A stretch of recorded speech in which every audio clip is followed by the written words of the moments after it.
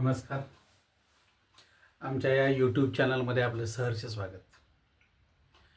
आजचा आपला विषय आहे रत्न लाभतं का? मग ते कोणत्या राशीचं कोणासाठी?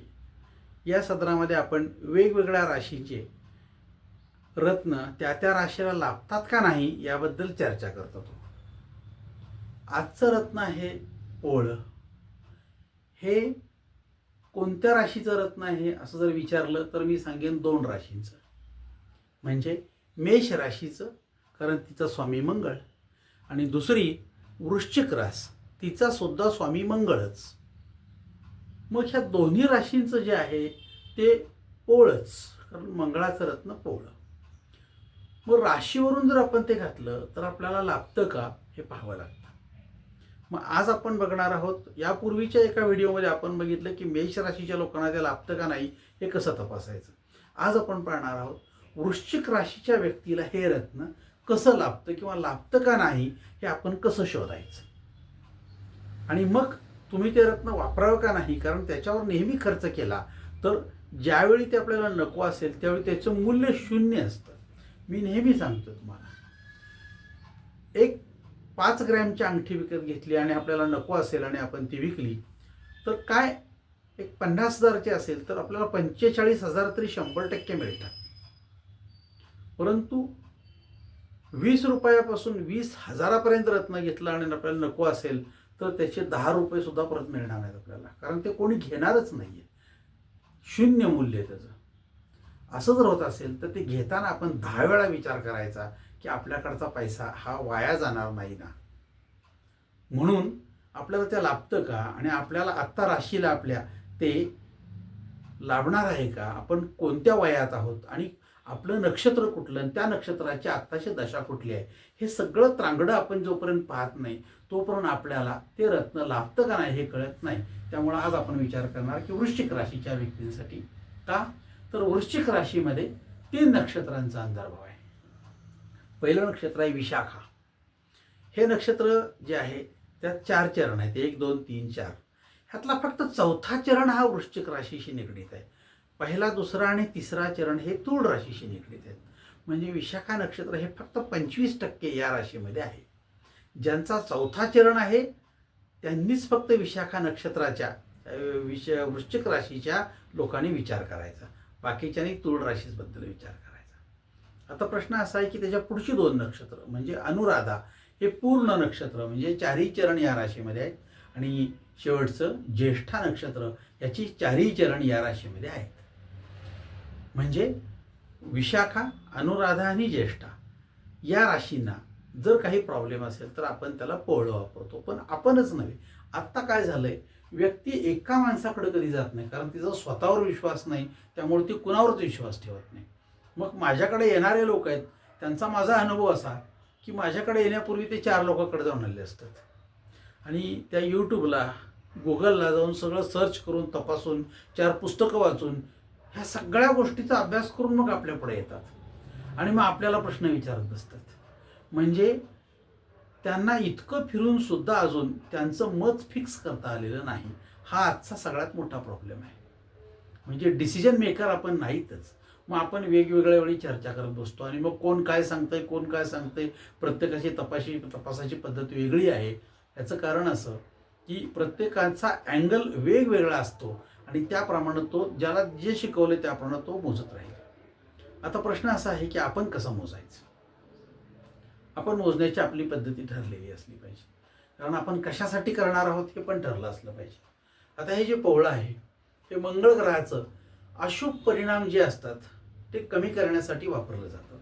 जे अशुभ परिणाम तुम्हाला सततपणे त्रास देतात, बहुधा मंगळाच्या लोकांचे परिणाम आहेत ना, ते विवाहाचेच प्रॉब्लेम जास्त आहेत.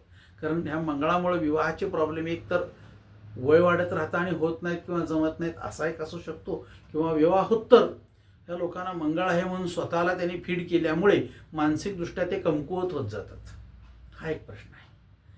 त्यामुळं ह्या लोकांचा आयुष्यामध्ये आत्मविश्वास कमी होत जातो, म्हणून पोळं वापरा म्हणून सांगितलं जातं. तो व्यवस्थित होईल, किंवा ह्यांचं धाडस कमी असतं त्यामुळं कदाचित त्यांना याचा परिणाम चांगला होईल. त्यानंतरचा भाग आहे ते म्हणजे तुमच्या शरीरातली ऊर्जा.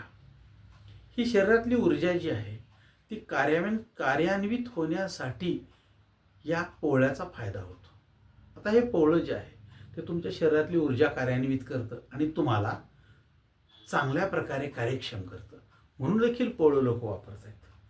त्यानंतरचा भाग आहे व्यक्तीमध्ये आलेली मरगळ.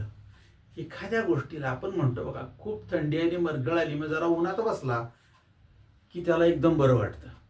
मग त्या उन्हातून त्याला काय मिळाली? ऊर्जा मिळाली. तशी मरगळ आलेल्या व्यक्तीला या मंगळाच्या प्रभावामुळे पोळं घातलं की त्याला ऊर्जा मिळते आणि तो उत्सर्जित होतो आणि छानपैकी त्याला चांगला तरतरीतपणा येतो. असा एक प्रकार अनुभव लोकांचा आलेला आहे. त्यानंतरचा भाग आहे तो म्हणजे काय, काही लोकांना एक रोगप्रतिकारशक्ती कमी असल्यामुळे साध्या साध्या गोष्टींना हे बळी पडतात आणि मग हे बळी पडणं जे आहे ते तुम्हाला एका विशिष्ट आजारावर नेतं आणि मग आजारपण हे आज परवडण्यासारखं नाही. त्यामुळं बारीक बारीक आपल्याला होणारे आजार जर आपल्याला कमी करायचे असतील आणि सततपणे आपण छोट्या छोट्या आजारांना बळी पडत असो, तर आपली प्रतिकारक शक्ती कमी असेल तर देखील पोळं वापरण्याचा सल्ला आज बरेचसे लोक देतात. काही औषधांमध्ये प्रवाळ भस्म म्हणून भस्म सुद्धा वापरलं जातं. ते सुद्धा काय आहे, प्रवाळ हे पोळ्याचंच नाव आहे. त्यामुळं आपल्या लक्षात येईल की ह्याचा आयुर्वेदिक सुद्धा उपयोग बऱ्याच लोकांनी, डॉक्टरांनी केलेला आहे. आता रक्ताभिसरण जे आहे ते सुद्धा सुधारण्यासाठी पोळ्याचा वापर होतो. काही लोकांनी व्यायामात आनंद मिळत नाही म्हणून करतच नाहीत, कारण उत्सर्जन नाही, उत्साह नाही. मग ते उत्साह वाढवण्यासाठी पोळ्याचा वापर होतो. काही लोकांच्या पचनाच्या तक्रारी आहेत, पचन होत नाही आहे, मग ते वयाप्रमाणे असू शकेल तर मग ह्याचा उपयोग होणार नाही. पण तुम्ही जर यंग एजमध्ये असाल 50च्या आत तर तुम्हाला पचायचा प्रॉब्लेम नाही. 60-65च्या पुढे पचण्याचे प्रॉब्लेम आहेत. आपली पचनशक्ती मंदावलेली असते आणि आपण जड पदार्थ खातो त्यामुळं पचत नाही. पण त्याच्या आत असेल तर तुम्हाला सगळं पचायलाच पाहिजे, तुम्ही ठणठणीत असला पाहिजे. काही लोकांच्याकडे कसं आहे, नेतृत्व करणं जमत नाही. मग चुकून ते नेतृत्व दिलंच तर मग त्याची परिस्थिती होते की मांजर होतं त्याचं. बऱ्याच लोकांना काहीही कारण नसतं आणि एखाद्या पदावर बसवलं जातं आणि त्या पदावर बसवल्यानंतर ती जबाबदारी पेलता येत नाही. त्यामुळं मग कोलमडून पडल्यासारखं, आत्मविश्वास संपल्यासारखं, घाबरल्यासारखं, मग कशावर तरी साया होतात, मग चुकून काहीतरी होऊन जातं आणि मग त्यात सापडतो, अडकतो आणि पुढे अक्षरशः त्याचे मानसिक परिणाम इतके होतात की तो वेडा होईल की काय असं होतं, मला काही कळलंच नाही, ही भाषा तिथं वापरता येणार नसते. म्हणजे हा सगळा प्रकार तुमच्यामध्ये नेतृत्वाचे गुण कमी असल्यामुळे झाला असेल तर तुम्ही पोळ्याचा वापरून आनंद घेऊ शकता. अजून एक आहे ते म्हणजे काय, मानसिक आणि भावनिक संतुलन जे आहे ते आज माणसाचं ढळत चाललेलं आहे. मानसिक संतुलन पण आणि भावनिक संतुलन पण, ह्याची कारणं दोन प्रकारची आहेत. मानसिक संतुलन ढळतं म्हणजे काय, आपल्याला जे नको असतं तेच समोरची व्यक्ती करते आणि मग आपला पारा चढतो. मग समोरच्या व्यक्तीनं जर तसं केलं असेल तर त्याच्यावर आपला रिमोट आहे का? नाही आहे. ती त्याच्या व्यक्तिमत्वाप्रमाणे तो करत असेल, मग आपण त्रास का करून घ्यायचा? पण आपल्याला सहन होत नाही. हा झाला मानसिक असंतुलनाचा भाग. त्याचबरोबर भावनिक असंतुलन असं होतं की मला एखादी गोष्ट तुम्हाला सांगायची असेल तर तुम्ही मला त्याच्या उलटच सांगता आणि आडवा लावता.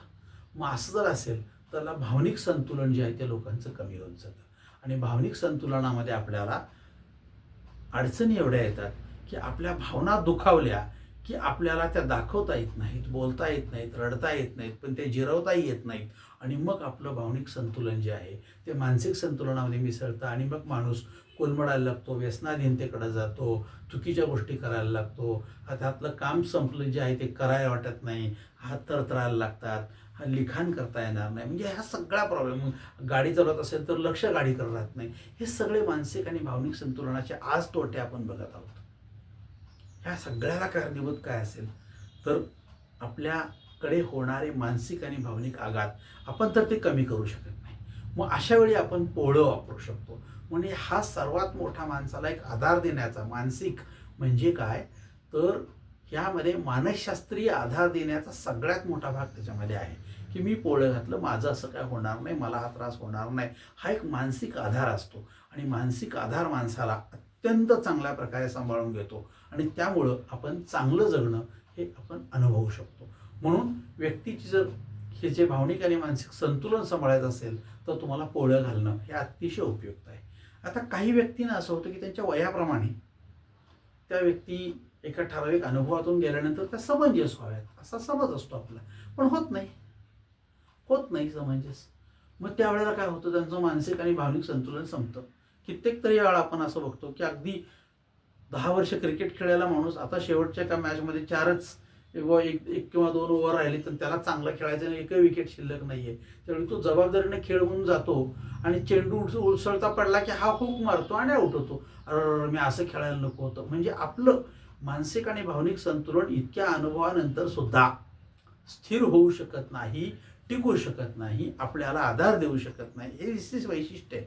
त्यामुळे विशिष्ट एक टप्प्यानंतर 50-55च्या नंतर सुद्धा माणसं भावनिक संतुलनामुळे, मानसिक संतुलनामुळे आज सैरभैर झालेली दिसतात. त्याची कारणं ती आहेत. मग स्त्री असेल अगर पुरुष असेल, इतक्या अनुभवानंतर तुम्ही असं का वागता, तर त्याची कारणं तीच असतात. ज्याला आपण मराठीमध्ये भावनिक संतुलन म्हणतो, त्याला इंग्लिशमध्ये केमिकल लोचा असं म्हणतात. मग हा केमिकल लोचा दिसत नाही, सापडता येत नाही, काही नाही, आणि मग हा लोचा घेऊन लोक जगत असतात. म्हणून अशा वेळी तुम्हाला पोवळं हे अतिशय उपयुक्त ठरवू शकतं. फक्त आपण ते किती श्रद्धेनं वापरतो याच्याशी निगडीत आहे. मग आता हे जर करत असताना असं लक्षात येतं की हे नुसतं घेऊन उपयोग नाही आहे, याचा वापर करायला पाहिजे. आणि ते कुठल्या ह्याच बोटात त्याच बोटात असं काही नाही आहे. तुम्हाला कोणत्या बोटात सोयीचं आहे ते घाला. तुमच्या जवळ असणं हे सगळ्यात महत्त्वाचं. त्या कुठल्या बोटात घातलं तर फायदा होईल असं मला म्हणायचं नाही आहे. तुम्ही ह्या बोटात घातलं, तुमच्या जवळ आहे की नाही, तुम्ही धारण केलं, कारण त्या धारण करणे शब्द आहे. धारण करणे बोटातच आणि ह्याच बोटात असा शब्द नाही आहे कुठे. तुम्ही धारण करावं असं जर केलं आपण तर त्याचा उपयोग आपल्याला होतो. परंतु त्या धारणेनंतर त्याचा 10,000 जप करायचा आहे. रोज 100 या पद्धतीने जर केला तर महिन्याला 3,000, म्हणजे किमान तुम्हाला 3-3.5 महिने किंवा 4 महिने जप छान करायला पाहिजे. आणि त्यानंतर जर तुम्हाला उत्तम चांगले रिझल्ट हवे असतील तर त्यानंतर तो जोपर्यंत तुम्हाला त्या पोळ्यापासून संरक्षण पाहिजे असेल तोपर्यंत जप करायला हवा. आपण जोपर्यंत जपामध्ये आहोत तोपर्यंत आपली नाळ पोळ्याशी आणि त्या मानसिक संतुलनाशी जोडलेली असेल. ज्यावेळी म्हणलात की मला काहीच करायचं नाही, त्यावेळी त्याची किंमत कमी होत जाईल आणि ते तुम्हाला रिझल्ट देणार नाही. कारण आपण त्याशी कनेक्ट असतो. आपण जो रोज जप करतो म्हणजे त्या पोळ्याशी आपण कनेक्ट असतो. आपण कनेक्टच नाही झालो तर खिशात ठेवून उपयोग होणार नाही आपल्याला त्याचा, किंवा आपल्या त्या गळ्यात किंवा हातात बांधून उपयोग होणार नाही. त्यामुळं मग आता प्रश्न असा येतो की मला पोळं घालणाऱ्या अशा काही 2 लोकांचा, जे काही माझ्या 10-15 लोकांचा अनुभव, मी सगळ्यांचा सांगू शकत नाही वेळेअभावी, परंतु वृश्चिक राशीचे 2 लोक माझ्याकडे आले आणि त्या 2 लोकांचा अनुभव मी तुम्हाला सांगणार आहे. त्यामधले पहिलं आहे एक मुलगा, वय वर्ष 14, 10वीला आहे आणि फेब्रुवारी महिन्यामध्ये साधारणपणे त्याचं मानसिक संतुलन ढळलं. मार्चमध्ये परीक्षा आहे. घरचे अहवाल दिली, एकुलता एक मुलगा एवढा हुशार आहे असं का करायला लागला, म्हणजे काय तर त्याचं अभ्यासातलं लक्ष गेलं. माझ्या डोक्यात राहीना काही. मी वाचलो तर मला असं डोळ्यासमोर काळं यायला लागलेलं आहे. मला वाचलं तर काय लक्षातच येईना. वाचायला तर डोळ्यातनं पाणी यायला लागलेलं आहे. मला अभ्यास नको आहे, शाळा नको. शाळेत गेलं की मला गरगरल्यासारखं होतंय. बरं, मला परीक्षेची भीती, परीक्षेचं नाव काढलं तर हाताला पाणी यायला लागलेलं आहे, माझ्या पायाला पाणी सुटायला लागलेलं आहे. हे असा जर प्रकार झाला तर याचं भावनिक संतुलन बिघडलेलं आहे. मग सतत माझ्या डोक्यात मुली येतात वर्गातल्या, त्या मुलींचं चित्र दिसायला लागतं, त्यांचे विचार येतात. असं त्यांना सांगितलं. काय करणार मी तरी म्हणला, माझी इच्छा नाही काय करायची, पण मला सारखं असं दिसायला लागलेलं आहे. म्हणजे याचं भावनिक संतुलन बिघडत चाललेलं आहे. मग आता ह्याला पर्याय काय? ह्याला पर्याय डॉक्टर आहे? नाही. गोळ्या औषध आहेत? नाही. ह्याला जर एखाद्या सायकॅट्रिकला दाखवलं तर त्याला झोपेच्या गोळ्या देतील आणि पेपर महिन्यावर आहे. असं जर असेल तर काय? मग त्याला कोणीतरी सल्ला दिला की तुम्ही एखादा रत्न वापरून बघता येतं का बघा, पत्रिका बघा. मग त्याची पत्रिका आणि त्याचे पालक ह्यांची माझी भेट झाली आणि मग माझ्या लक्षात आलं की ह्या मुलाच्या पत्रिकेचा अभ्यास करता काय करता येईल याला. मग मी म्हणलं तुम्ही काय करू इच्छिता, तर ते म्हणलं तुम्हाला काय सांगायचं सांगा. मग आपण त्याचा अभ्यास केला. मग त्यावेळेला मला असं लक्षात आलं की त्या मुलाची जर विशाखा हे नक्षत्र असतं, म्हणजे आता बघू आपण की मी एकाबद्दल म्हणे त्या पूर्ण ह्याच्याबद्दल तुम्हाला तुमचा निर्णय घेता यावा यासाठी मी हे सगळं संतुलन पुन्हा तुम्हाला सांगत आहे. त्या मुलाचं एकट्याच सांगितलं की तुम्हाला बाकीचं कळणार नाही. त्या मुलाचं वय आहे आपण म्हणतो 14, म्हणजे जर त्याचं विशाखा नक्षत्र असेल तर त्याला गुरुची महादशा चालू आहे वय वर्ष 16 पर्यंत. जर त्याचं अनुराधा नक्षत्र असेल तर त्याची शनीची महादशा सुरू आहे. जर त्याचं ज्येष्ठा नक्षत्र असेल तर त्याची बुधाची महादशा चालू आहे, कारण वय आहे 14. हे 17च्या आत, 19च्या आत आणि 16च्या आत आहे. मग यापैकी त्याचं नक्षत्र कुठलं याचा आपण अभ्यास करणार. जर समजा ह्या मंगळाचा आपण ह्या गुरुशी संबंध विचारात घेतला तर मंगळ आणि गुरु याच्यामध्ये मंगळ हा गुरुचा मित्र आहे. त्यामुळं जर त्याचं विशाखा नक्षत्र असेल तर त्याचा त्याला निश्चितपणे छानपैकी चांगला फायदा होऊ शकेल. एक. दुसरं, जर त्याचं नक्षत्र अनुराधा असेल तर शनी हा मंगळाचा समग्र आहे. म्हणजे त्यांनी जर ते पोळं वापरलं तर त्याचा फायदाही नाही आणि तोटाही नाही, समग्र आहे. शोभेचं ते अंगठी म्हणून वापरली जाईल, त्याचा फायदा झालेला कळणार नाही आणि तोटाही होणार नाही, कारण तो समग्र आहे. आणि तिसरा भाग जो आहे तो म्हणजे काय तर बुध. मंगळाचा आणि बुधाचा अभ्यास केले असतात लक्षात येईल आपल्याला की मंगळाचा बुध शत्रू आहे. म्हणजे जर समजा आम्ही ज्येष्ठा नक्षत्र असेल आणि जर पोळं घातलं तर त्याचे त्याला विपरीत परिणाम, म्हणजे हा अजून बिघडेल, मला शाळाच नको म्हणून बंद करेल, किंवा त्याच्या डोक्याचा केमिकल लोचा अजून वाढेल, ही परिस्थिती थोडी चिघळत जाईल. असं जर केलं तर पालकांना अजून चिंतेचा विषय येतो. मग असं जर होणार नसेल तर आपण काय करायचं हा प्रश्न येतो. आणि मग जेव्हा आम्ही त्या मुलाच्या या सगळ्याचा अभ्यास केला तेव्हा असं लक्षात आलं की त्याचं विशाखा नक्षत्र आहे. त्यामुळे त्याला गुरुचा फायदा होणार, निश्चितपणे होणार. आणि मग त्याचा गुरुचा फायदा होणार. त्यामुळे त्याला मी 2 सल्ले दिले. एक, त्याची विशाखा नक्षत्र 4थ्या चरणाची जनन शांती करून घ्यावी. आणि 2, त्यांना पोळं घालावं. मग त्यानं पोळं घातलं आणि त्याने एक 8-10 दिवसामध्ये चांगला दिवस बघून विशाखा नक्षत्राची शांती केली. साधारणपणे तो थोडासा नॉर्मल आला होता. त्याने व्यवस्थित परीक्षा दिली. 6 महिन्यानंतर मी बघितलं तर तो पास होऊन 11वीला गेलेला होता. व्यवस्थित पास होऊन 11वीला गेलेला होता. याचा अर्थ असा की त्याचं भावनिक संतुलन थोडंसं चांगल्या प्रकारे नॉर्मलला आलं होतं. तो व्यवस्थित परीक्षा दिला. परीक्षा देऊन तो पास झाला. पास होऊन 11वीला गेला. आणि त्यानंतर मग ते मला भेटले एकदा की काय नाही, तुमचा सल्ला आम्हाला उपयुक्त पडला. नेमकं पोळ्यामुळे झालं का शांतीमुळे झालं माहीत नाही, पण शांतीमुळं पण झालं असेल किंवा पोळ्यामुळं, पण शांतीमुळं सुद्धा होण्याचं कारण एक सगळ्यात मोठं असं होतं. ती म्हणजे काय, त्याला आम्ही पोळं घालायला दिलंच, पण विशाखा नक्षत्राची शांती जेव्हा केली तेव्हा मी त्यांच्याबरोबर हजर होतो. मी त्या मुलाला ह्या गोष्टी समजावून सांगितल्या की शांती जेव्हा करतो ती सुद्धा एक मानसिक प्रक्रिया आहे. त्या व्यक्तीला कळलं पाहिजे माझ्या पत्रिकेतला दोष काय, त्या दोषाचे परिणाम काय. आणि जर माझी शांती केली, ते जे काही देवता असतील त्यांची पूजा, जप, हवन सगळं मी केलं आणि नंतर मी त्याचा काय मंत्र जप असेल तो जर केला तर मला त्याचा फायदा होऊन माझे ते तोटे कमी होतील. आणि माझ्या वागणुकीमध्ये बदल करायसाठी मी काय केलं पाहिजे, जे मी काल करत होतो ते मी आज टाळलं पाहिजे.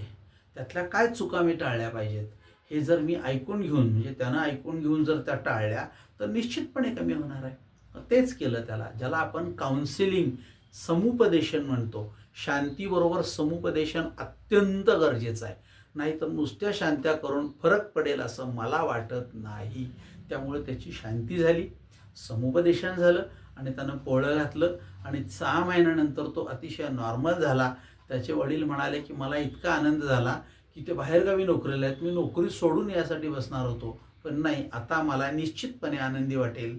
का तर मुलगा आता परत नॉर्मलला आला आणि 11वीला व्यवस्थित शाळेत जाऊ लागला आणि व्यवस्थित तो अभ्यासात छान आहे. म्हणजे हा जर प्रकार बघितला तर आपल्याला पोळ्यामुळं किंवा त्या शांतीमुळं त्याचा फायदा झाला. तुम्हाला असं लक्षात येईल की ह्या प्रत्येक वेळी जर चुकून हे शनी असता किंवा बुध असता तर आम्ही त्याला ते करायचं नको म्हणून सांगितलं असतं, मग दुसरे काही पर्याय त्यांनी वापरले असते. ही एक घटना. अशीच दुसरी एक घटना घडली. ती दुसरी एक घटना मी तुम्हाला त्यामध्ये शेअर करू इच्छितो. म्हणजे काय, वय वर्ष 40, लग्न साधारणपणे 22 किंवा 23 किंवा 24च्या आसपास झालं असावं. याचं कारण असं की त्या व्यक्तीचं वय आहे 40. आता 40व्या व्यक्तीला त्या व्यक्तीबरोबर त्याची मुलगी आणि मुलगा आणि मिसेस अशा चौघजणही आले होते. मिसेसची तक्रार काय होती, हे रोज असं म्हणतात, मला संसाराचा वैताग आलाय, मी आत्महत्या करणार. कुठल्या घरामध्ये कर्ता पुरुष जर असा म्हणू लागला तर घरच्यांना आवडेल. मग मग ह्याला वैताग का आलाय, ह्याच्या पत्रिकेत काय आहे, उद्या जर ह्यानं असं केलंच तर आम्ही सगळे रस्त्यावर येऊ, ही त्यांच्यामध्ये चर्चा होती. मग त्यांना कुतूहल होतं की आता ह्याचं काय करायचं. मग वय वर्ष 40, विचार करा, साधारणपणे ह्याचं 23-24ला लग्न झालं आणि 25ला ह्याला मूल झालं असेल तर ती मुलगी आत्ता साधारणपणे 15-1 वर्षाची होती. ती म्हणली मी 10वी पास आहे, याचा अर्थ ती 11वीच्या आसपास कुठेतरी असणार. म्हणजे हा माणूस गेली 15 वर्ष संसार करतोय आणि मग आत्ता ह्याला वैताग का आला, ह्याला वैवाहिक मरगळ का आली, याचा अभ्यास करण्यासाठी मी त्याची तारीख वेळ सगळं घेऊन त्यांचा अभ्यास केला. तर मला असं लक्षात आलं की तो वृश्चिक राशीचा आहे. आणि मग या वृश्चिक राशीमध्ये आपण बघत आहोत विशाखा, अनुराधा आणि ज्येष्ठा हे 3 नक्षत्र आहेत. मग त्याला मी सल्ला देताना तिन्हीचाही विचार केला, मला ते मिळालं. पण तुम्हाला मी जर हे सांगत असेल तर ह्या तिन्हीमध्ये आपण विचार करत असताना कसा करायचा असा आपण विचार करणार. वय वर्षे 40. बघा, जर त्यांचं नक्षत्र विशाखा असेल तर त्यांना आत्ता वय वर्षे 40 असताना 35च्या पुढे आणि 52च्या आत बुधाची महादशा सुरू आहे. जर त्यांचं नक्षत्र अनुराधा असेल तर त्यांना आता केतूची महादशा सुरू आहे. म्हणजे 36 नंतर आणि 43च्या आत वय वर्षे 40 आहे त्यांचं आत्ता. आणि जर समजा त्यांचं नक्षत्र ज्येष्ठा असेल तर 24च्या पुढे आणि 44च्या आत म्हणजे त्यांची आत्ता शुक्राची महादशा चालू आहे. याचा अर्थ असा की प्रत्येक नक्षत्रानुसार दशा वेगवेगळी आहे. विशाखा नक्षत्रानुसार बुधाची महादशा सुरू आहे, अनुराधा नक्षत्रानुसार केले तर केतूची महादशा चालू आहे, आणि ज्येष्ठा नक्षत्रानुसार जर गेलो तर शुक्राची महादशा चालू आहे. मग आपण हा जो मंगळ आहे त्यांच्या पत्रिकेतला तो ह्या तिन्हीशी निगडीत बघितला तर लक्षात येईल की मंगळाबरोबर आपण जर तुलना केली तर बुध हा शत्रू आहे. आपण मग आपण बघितलेला आहे वरतीच, मंगळाचा बुध हा शत्रू आहे. मग शत्रू असताना मी जर त्याला एखादं रत्न म्हणजे काय तर त्याच्या राशीप्रमाणे पोळं दिलं वापरायला तर ते त्याला उपयुक्त ठरणार नाही. त्याचा हा मानसिक संतुलन कमी झालेला, वैवाहिक मरगळ आलेला भाग अजून वाढेल आणि हा कदाचित घरातून बाहेर पण पडेल किंवा व्यसनाधीनतेकडे वळेल किंवा ह्याच्या वागण्यामध्ये असंतुलितपणा येईल आणि मारहाण करणे, बडबड करणे ह्या पद्धतीनं तो घरच्या लोकांना नकोसा होईल. म्हणजे आज सगळ्यात मोठं जर बघितलं तर मानसिक संतुलन लोकांचं ढळू लागलेलं आहे आणि त्यांना ते समजावून व्यवस्थित ठेवण्यासाठी मार्गदर्शक कोण नसेल तर ते फार अवघड आहे. आणि दुसरं असं की सायकॅट्रिककडे जावं तर घरचेच लोक म्हणतात खुळ्याचं औषध चालू आहे, याला खुळ्याच्या डॉक्टरांच्याकडच्या गोळ्या चालू आहेत. ही भाषा आहे का? पण हे चुकीचं बोलतात आणि मग त्याचा परिणाम त्याच्यावर होतो की आपल्याला खुळं झालो आहे आपण आणि आपल्याला औषधं चालू आहेत असं जर म्हटलं तर नेमकं ते डॉक्टरना खुळं म्हटले का पेशंटला खुळं म्हटले हे सुद्धा समजायचं अवघड आहे. कारण आपण काय बोलतो हे त्यांना कळत नाही आहे, हा तोटा आहे त्यांचा. त्यामुळे त्याला एक ट्रीटमेंट चालू आहे असं म्हणलं तर मला वाटतं की अधिक चांगलं होईल. पण आपल्या तिकडं तसं भाषा नसते त्यामुळे आपण गोंधळतो, बोलतानाच गोंधळतो, त्यामुळं पंचायत होते. मग आता विष्णू असा आला की जर समजा त्याचं विशाखा नक्षत्र असेल तर त्याला उपयोग होणार नाही. मग दुसरं नक्षत्र आहे अनुराधा म्हणजे केतूची महादशा आहे. केतू हा पण शत्रू आहे, केतू हा पण मंगळाचा शत्रू आहे. म्हणजे जर अनुराधा नक्षत्र असेल तरी त्या पोळ्याचा उपयोग होणार नाहीये. मग राहिला प्रश्न असा की त्याचं ज्येष्ठा नक्षत्र आहे का? होय. तर ज्येष्ठा नक्षत्र म्हणून शुक्र बघितला तर शुक्र हा समग्र आहे मंगळाचा. म्हणजे काय तर तो मित्र पण नाही शत्रू पण नाही. मग ज्यावेळी असं असतं त्यावेळी त्याचा उपयोग होणार नाही, न्यूट्रलाइज राहील. म्हणजे ते त्यात पैसे जातील, वापरलं पण त्याचा फायदाही नाही तोटाही नाही. अशा परिस्थितीमध्ये कुठलंच रत्न वापरू नका असं जर मी त्याला म्हटलं तर त्यांना वाईट वाटेल.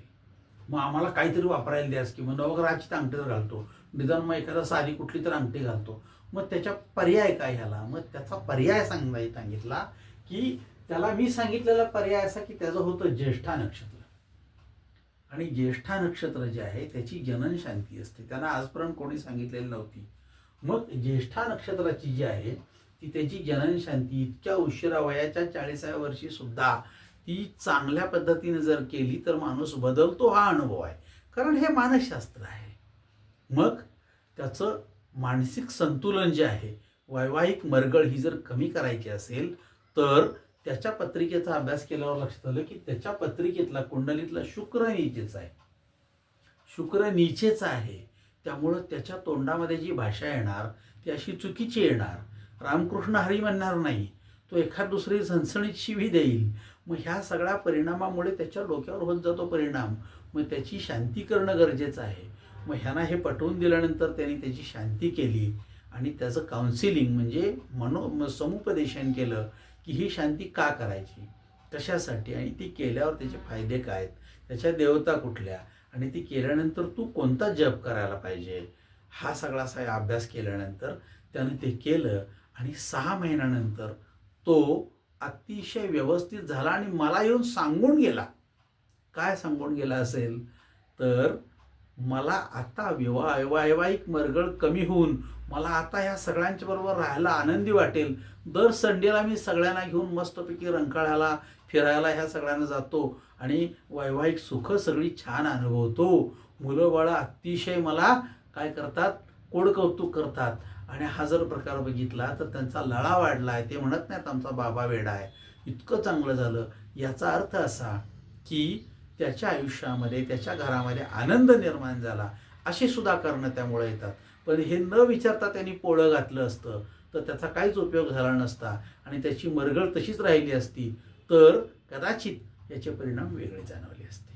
म्हणून आपण कोणतंही रत्न वापरताना त्या रत्नाचा योग्य वापर होईल काय, आत्ता माझी ग्रहस्थिती बरी आहे का, माझी महादशा बरोबर आहे का, आणि ह्या वयात मी ते घातलं तर मला त्याचा फायदा होईल का, तोटा होईल का, न्यूट्रल राहील म्हणजे शोभेचं रत्न वापरता येईल, याचा अभ्यास आपण करायचा. आणि आपण त्याचा अभ्यास करतो. जर तुम्हाला गरज वाटली, तुम्हाला इतर कोणाला त्याची गरज आहे असं वाटलं तर तुम्ही मला किंवा आमच्या ऑफिसला, हा नंबर आहे 99-218-10-380, याला संपर्क साधून तुमची पत्रिका, नाव, जन्मतारीख, वेळ पाठवून त्याबद्दल सल्ला घेऊ शकता. ज्योतिषीय सल्ला आणि मार्गदर्शन हे आमचं सततपणे सुरू आहे. आपल्याला कुठं असाल महाराष्ट्रात तिथं सुद्धा तुम्हाला याचं मार्गदर्शन मिळू शकेल. भेटलंच पाहिजे अशातला भाग नाही. आपण आज मोबाईलमुळे समोरासमोर बोलू शकतो, इतकं व्यवस्थित आहे. त्यामुळे आपल्याला सल्ला हवा असेल आणि गरज असेल तर आपण केव्हाही घेऊ शकता. मला जर असं वाटतं की तुम्हाला हे जर आवडली असेल माहिती तर ह्या व्हिडिओला लाईक करा, शेअर करा, सबस्क्राईब करा आणि इतरांना सांगा की तुम्ही असं मनानं काही निर्णय घेऊ नका. जर प्रयत्न केला तर तुम्हाला सुद्धा याचा फायदा होईल. जगण्यातला आनंद वाढवण्यासाठी याचा उपयोग व्हायचा असेल तर निश्चितपणे वाढवा. का, जगणं अतिशय आनंदी करणं हे फक्त आपल्या आणि आपल्या हातात आहे. आपण जर ते प्रयत्न करत राहिलो तर आपल्या जगण्यातला आनंद अजून द्विगुणित होईल. प्रयत्न करा. अशाच एका पुन्हा व्हिडिओसाठी आपण पुढच्या व्हिडिओत पुन्हा भेटणार आहोत. तोपर्यंत थांबूया.